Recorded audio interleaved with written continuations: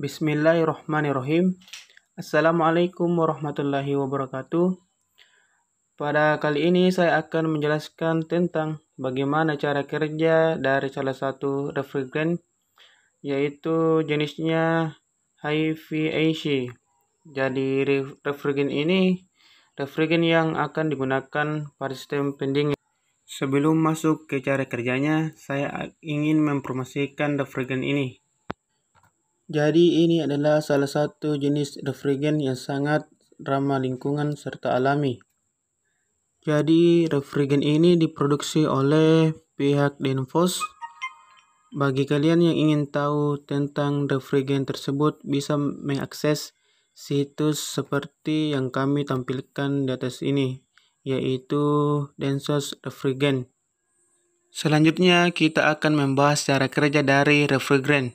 Jadi, cara kerja dari refrigerant itu salah satunya lemari es pada rumah kita, hingga AC split pendingin industri.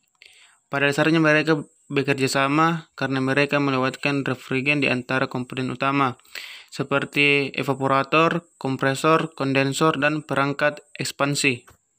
Ketika kita akan memasukkan refrigerant fluida yang dapat dengan mudah direbus menjadi cairan uap dan juga dikondensasikan dari uap kembali menjadi cairan. Dan kebutuhan ini agar dapat terjadi kembali dalam mendapatkan keuntungan tanpa kegagalan. Jadi apa yang terjadi sebagai sumur pendingin, kita bisa menggunakan pendingin penyerapan. Sekarang bagi Anda yang belum menonton video ini, silakan menontonnya. Saya sangat menyarankan Anda menontonnya agar Anda bisa mengetahui bagaimana fungsi dari refrigerant itu bekerja. Jadi refrigerant ini biasanya menggunakan air di unit yang berbeda, dibuat khusus yang dirancang khusus untuk tugas ini, sehingga dapat bekerja jauh lebih baik di layar. Anda akan melihat beberapa refrigerant yang lebih umum digunakan saat ini, yaitu adalah R22, R134A, dan R410A. Jika Anda tidak mengetahui apa arti dari angka-angka ini, maka jangan khawatir. Kita akan melihat refrigerant di video berikutnya, bersama dengan pro dan kontra dari beberapa jenis refrigerant tersebut. Jadi mereka memiliki titik didih yang berbeda dengan air biasa. Mereka membutuhkan sedikit panas untuk mendidih dan menguap.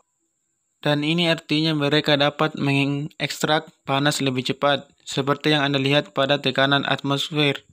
Maka titik didih air adalah 100 derajat Celcius atau 212 Fahrenheit. Tetapi R134A memiliki titik didih hanya minus 26,3 derajat Celcius atau minus 15,34 derajat Fahrenheit. Jadi kita bisa menggunakan suhu ruangan untuk merebusnya dan menghilangkan panas dari ruangan dan menyebarkan ke atmosfer. Kemudian kita akan melihat bagaimana refrigerant bergerak di sekitar sistem. Jadi di sini kita akan mulai dengan kompresor karena ini merupakan kekuatan pendorong refrigerant yang mendorongnya di sekitar sistem. Dan ada banyak jenis kompresor yang berbeda, akan tetapi di video ini kita hanya akan melihat dasar tipe Bristol. Untuk lebih jelasin dan agar mudah dipahami cara kerjanya, jenis refrigerant masuk ke kompresor sebagai kopi jenuh dengan suhu rendah dan tekanan rendah. Kompresor menarik masuk refrigerant dan dengan cepat mengompresnya. Kemudian memaksa molekul bersama, jadi jumlah molekul yang sama masuk ke ruang yang lebih kecil. Ini meningkatkan laju tumbukan molekul, karena mereka semua terus-menerus terpental. Saat mereka bertabrakan, mereka mengubah energi kinetik menjadi energi panas. Pada saat yang sama, semua energi yang dimasukkan ke kompresor diubah menjadi energi internal. Contohnya pada pompa sepeda, pompa menjadi sangat panas saat tekanan meningkat. Refrigerant sekarang berasal dari kompresor sekitar kondensor. Kondensor adalah tempat semua panas yang tidak diinginkan dibuang keluar atmosfer. Ini mencakup semua panas dari gedung serta panas dari kompresor. Saat refrigerant memasuki kondensor, suhu harus lebih tinggi daripada udara di sekitarnya agar panas berpindah. Semakin besar perbedaan suhu, maka semakin mudah perpindahan panasnya. Refrigerant masuk sebagai uap super panas pada tekanan tinggi dan suhu tinggi, dan itu melewati tabung kondensor. Kipas akan meniup udara ke seluruh kondensor untuk menghilangkan panas, seperti meniup sesendok mie panas untuk mendinginkannya.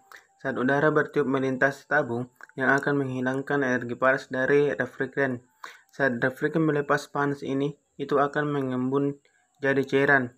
Jadi pada saat refrigeran meninggalkan kondensor, itu akan menjadi cairan yang benar-benar jenuh, masuk pada tekanan yang lebih tinggi tetapi juga lebih dingin, meskipun entalpi dan entropilnya akan menurun.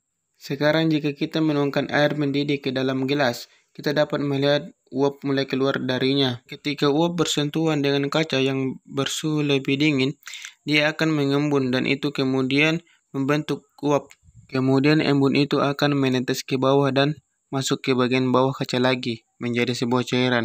Selanjutnya, refrigeran keluar dari kondensor, sekitar, dan perangkat ekspansi. Dalam hal ini, kita punya katup ekspansi termal. Katup ekspansi ini mengukur aliran refrigeran di dalam evaporator. Dan dalam contoh ini digunakan katup ekspansi termal yang menggunakan baut kapiler untuk mengontrol aliran melalui katup, tergantung suhu di outlet evaporator. Katupnya agak mirip dengan alat semprot. Ini memiliki tekanan tinggi di satu sisi di dalam botol, dan ada sisi tertekan rendah. Tepat setelah saat pelatuk ditekan, cairan akan lewat dan ini akan menjadi campuran cairan dan uap. Jadi pada saat pendingin melewati katup ekspansi, ia akan melakukan ini dan berkembang karena pipa setelah itu masuk ke evaporator yang berada pada tekanan yang lebih rendah, sehingga refrigeran akan dapat berkembang untuk mengisi ini. Saat mengembang, ia mengurangi tekanan dan suhu, sama seperti jika Anda memegang kaleng cat semprot dan Anda menekannya, Anda akan merasakan menjadi lebih dingin pada dinding wadahnya karena tekanan yang berkurang. Jadi refrigeran akan meninggalkan katup ekspansi pada tekanan dan suhu rendah dan itu akan langsung menuju evaporator.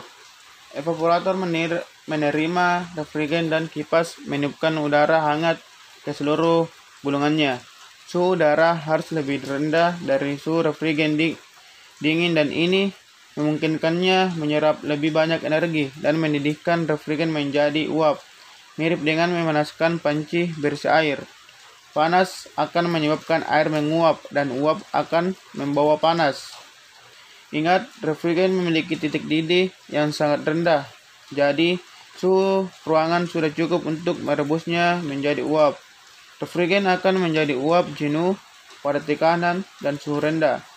Suhu hanya sedikit berubah yang membingungkan banyak orang, tapi alasannya tidak bertambah karena sedang mengalami perubahan fase dari cairan menjadi uap. Jadi, energi panas digunakan untuk memutar ikatan antar molekul. Tetapi, entalpi dan entropinya akan meningkat dan kesinilah energi mengalir. Suhu fluidanya hanya berubah sekali dan tidak lagi mengalami perubahan fase. Demikianlah penjelasan sedikit mengenai refrigeran ini. Semoga apa yang saya sampaikan dapat bermanfaat bagi Anda dan terhadap saya. Wassalamualaikum warahmatullahi wabarakatuh.